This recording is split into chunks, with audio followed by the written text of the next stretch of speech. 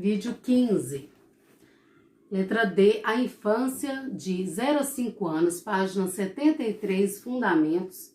As múltiplas infâncias na educação infantil.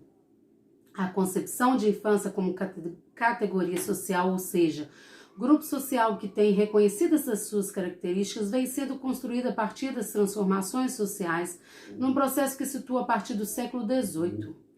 A infância é, portanto, uma noção historicamente construída a partir de formas de organização das sociedades e das culturas, num processo contínuo de transformações significativas, em diferentes tempos, variação histórica, e locais, variação geográfica. A noção de infância vem sendo produzida de modo distinto. Segundo Fortuna 2004, página 19, destaca, abre aspas, o longo tempo durante o qual se acreditou que as crianças eram reflexo dos adultos, uma versão de miniatura e mal dissociada deles, percebida, na melhor das hipóteses, como seres incompletos, imperfeitos. Seu valor se definia não pelo que eram no presente, mas pelo que viriam a ser no futuro. Fecha aspas.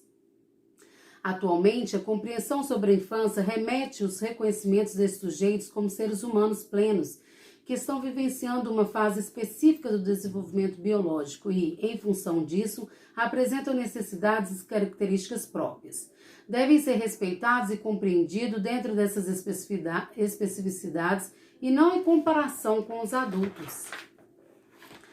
O documento de proposições curriculares para a educação infantil espera contribuir para a definição e superação da visão da infância como preparação para o futuro das crianças como cidadãos do amanhã, reafirmando que elas são cidadãs deste momento, de agora, neste momento presente. Conceitualmente, a infância é definição sobre o modo de viver das crianças em cada sociedade. Assim, não se tem uma única infância, mas diferentes infâncias, pois diferentes são os modos de vivenciar essa experiência que se organiza, reorganiza, se multiplica cada vez mais em sociedades complexas. Deste modo, a concepção de infância que se afirma hoje como um ser histórico-cultural da natureza é fruto de um longo percurso e está sempre sujeita a mudanças.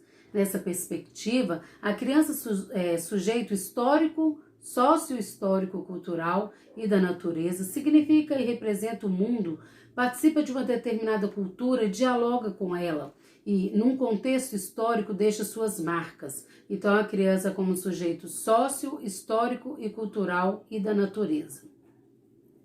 Vale dizer que essa concepção de criança, construída culturalmente uma trajetória temporal, não se apresenta de forma homogênea dentro de uma mesma sociedade e época, numa mesma cidade ou instituição. Conforme Gouveia, 2013, página 16, abre aspas, não existe a infância singular, mas diferentes vivências de ser criança em nossa cultura, fecha aspas.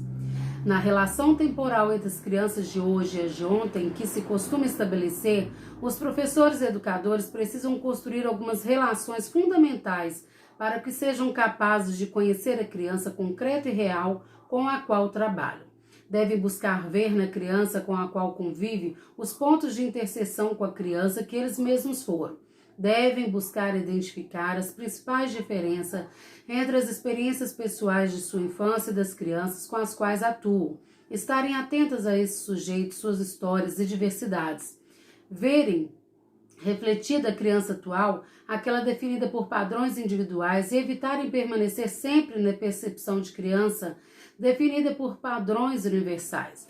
Refletirem sobre que infância ou infâncias estão falando. Buscarem explicitar o olhar ou seus olhares com os quais enxergaram esses sujeitos. Adriana Friedman, 2004, página 11, alerta sobre as dificuldades que os profissionais de educação têm de olhar para dentro de si mesmo e para as crianças com as quais convivem diariamente. Ele afirma que, abre aspas, é importante contextualizar a criança a qual estou referindo-me, pois é este o dado diferencial e fundamental para o meu trabalho. Junto com as contribuições das teorias sobre o desenvolvimento infantil, que partem de uma criança idealizada para realizar suas afirmações, podemos ter um panorama mais próximo da criança real com a qual convivemos, fecha aspas. É preciso rever a relação com a criança de hoje pois a atualidade requer dos profissionais que atuam na educação infantil novas construções conceituais acerca da criança que está sendo socializada num mundo complexo, inserida num outro tempo, num outro espaço, com outras culturas diversificadas daquelas que foram referência na formação pessoal e profissional dos professores e educadores.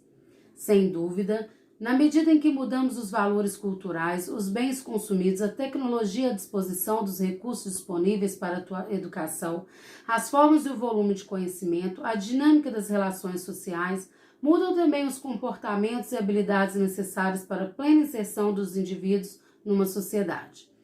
Portanto, as estratégias pedagógicas que devem ser utilizadas para aprendizagens mais significativas e eficientes precisam serem revistas, cabendo aos professores e educadores que aprendem de uma forma, ensinar de outra, contemplando o desenvolvimento de novas habilidades que visem objetivos numa sociedade diferente daquela na qual eles próprios se desenvolveram.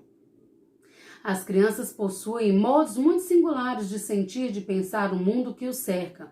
Elas brincam, jogam, imaginam, representam, constroem e reconstroem suas próprias hipóteses numa lógica que lhe é peculiar. Buscam compreender a realidade e suas contradições por meio das brincadeiras e jogos simbólicos. Utilizam as mais diversas linguagens para expressar seus pensamentos e sentimentos.